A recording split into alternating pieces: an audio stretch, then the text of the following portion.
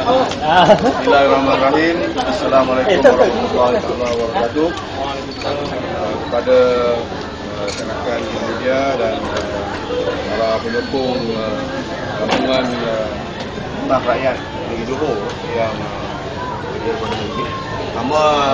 sama kita adalah saudara Mazlan bin Aliman, selaku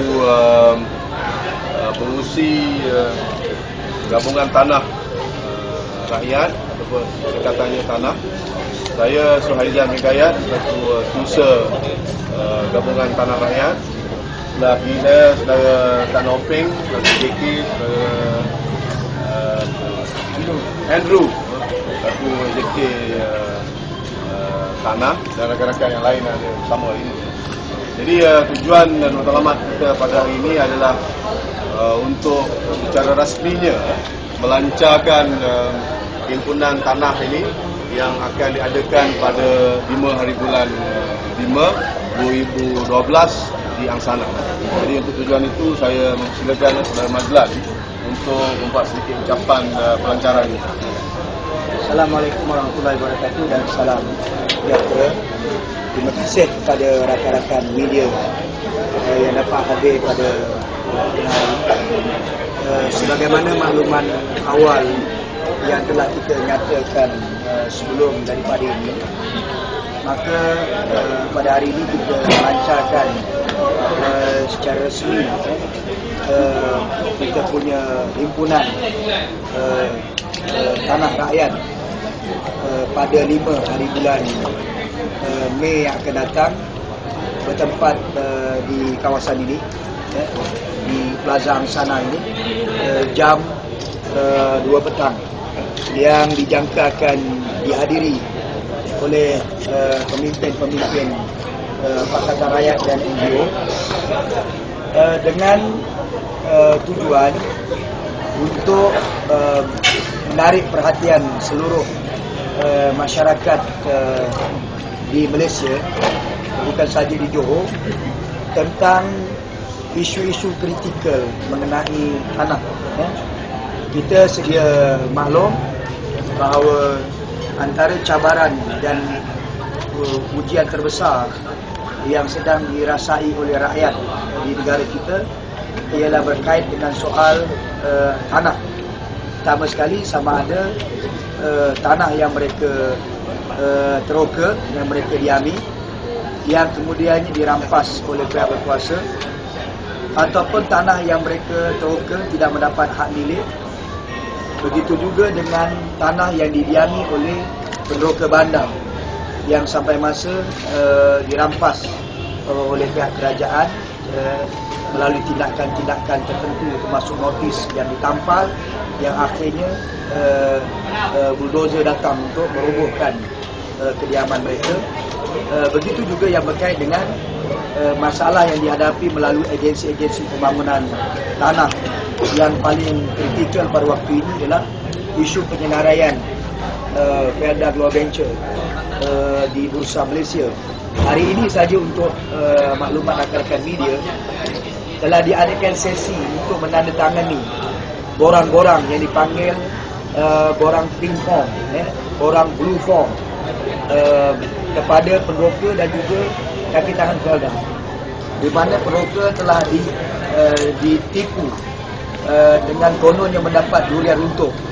Maka kesempatan ini telah digunakan oleh beberapa institusi perbankan. Saya dapat maklumat pada hari ini Afin Bank, Maybank, Arab Malaysia dan juga CIMB telah berada di Balai Raya Felda dan telah menyediakan borang-borang untuk ditandatangani oleh penderoka-penderoka Felda dengan kesan-kesan yang berisiko tinggi yang tidak disedari oleh penderoka, yang memungkinkan sebarang kegagalan penyenaraian ini akan membawa maksud tanah-tanah mereka boleh tergadai pada bila-bila masa sahaja.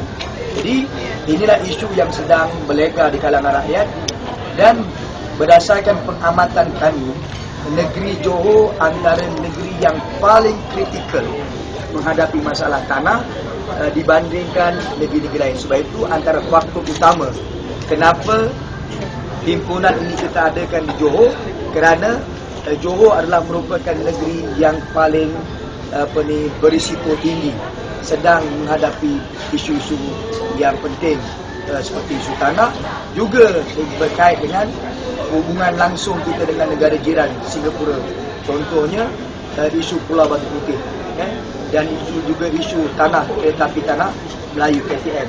Jadi inilah di antara faktor utama kenapa jawatan kuasa ini memilih negeri Johor sebagai perhimpunan ini, dan kita menjangkakan berdasarkan daripada mood beberapa himpunan sebelum ini seperti PPSMI, Himpunan Bersih, Himpunan NTISA, dan juga Himpunan Liners di Kuantan, dan dijangkakan Himpunan Bersih 3 pada 28 April ini, mood daripada himpunan berkenaan boleh sampai ke negeri Johor. Dan kita anggarkan berdasarkan perkembangan ini, negeri Johor insya-Allah akan mencatat sejarah dengan kehadiran yang begitu besar pada tanggal 5 hari bulan Mei akan datang. Jadi ini saya punya respon lah berhubung dengan himpunan pada ini. Okay, terima kasih kepada Saudara Mazlan, dan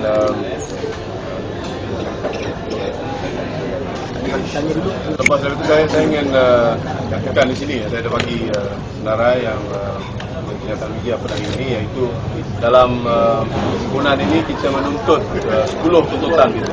Mana yang disebut oleh Saudara Mazlan itu adalah sebahagiannya, dan antara tuntutan kita yang besar adalah kita mahu tuntut semula di Mahkamah Keadilan Antarabangsa berkenaan dengan Pulau Batu Putih yang kita anggap satu wilayah kita yang telah terlepas kepada Singapura kerana kelemahan kerajaan Barisan Nasional dalam menyediakan bukti dan hujah dalam pembicaraan yang diadakan di Belanda satu masa dulu.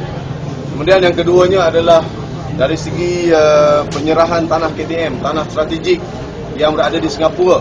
Sampai sekarang kita tak tahu apakah kelebihan yang kita dapati di sana.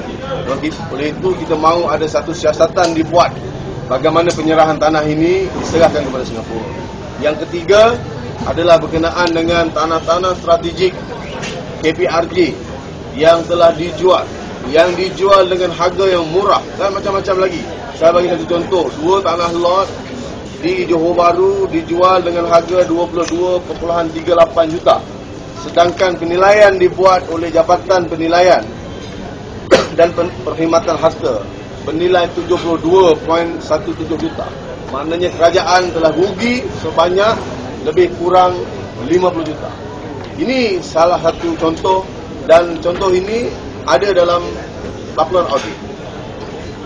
Jadi kita minta supaya penggunaan tanah kepada KPRJ ini dihenti. Yang keempat adalah kita mahu rampas tanah-tanah yang hasil daripada penyelewengan yang dibuat. Yang kelimanya adalah kita mahu selamatkan tanah Reserve Melayu, di mana tanah Reserve Melayu ini pada semasa kita merdeka dahulu ada 3 juta hektar, dan tahun 2005 semakan dibuat sudah hanya 1.7 juta. Jadi kita mahu selamatkan tanah Reserve Melayu yang ada di dalam Perlembagaan Malaysia 153. Yang keenamnya kita mahu supaya wartakan tanah reserve asal, orang asal. Ini kita dah lihat yang paling dekat dengan kita, ada 500 orang asal Seletar di kawasan Pulai ini yang telah membantu. Ini di sini, di seluruh negara banyak lagi tanah-tanah orang asal yang tidak diwartakan. Sebab itu kita mahu diwartakan tanah reserve orang asal. Yang seterusnya adalah ketelusan dalam penggunaan tanah. Kita dapati bahawa tanah-tanah yang digunakan ada unsur-unsur penyelewengan. Maka kita mahu satu ketelusan dalam penggunaan tanah. Begitu juga dengan pemilik tanah, kita mahu diberi equity dalam projek mega. Hasil daripada di kawasan Pengerang, 96% daripada penduduk tidak bersetuju dalam projek rapid ini. Di sana tentulah ada masalah. Sebab itu kita mencadangkan supaya pemilik tanah ini diberi equity dalam projek-projek mega ini. Yang kesembilannya, terlalu banyak projek-projek terpenggalai di negara kita. Dan ada terpenggalai ini adalah tanah kerajaan sendiri. Contohnya di Taman Desa Kempas. Sebab itu kita mahu projek terpenggalai ini diselesaikan sebab rakyat selesai. Dan yang terakhir adalah hasil daripada dialog tanah rakyat yang kita adakan pada 31 bulan 3 baru ni, terdapat banyak ruang-ruang kelemahan kerajaan, khususnya dalam pengurusan tanah di negeri Johor ini. Sebab itu kita mahu hentikan manipulasi dan kurangkan birokrasi dalam pengurusan tanah khususnya di negara kita, di negeri kita. Jadi itu saja daripada saya, dan saya buka kepada wartawan kalau ada sebarang soalan. Silakan. Saya nak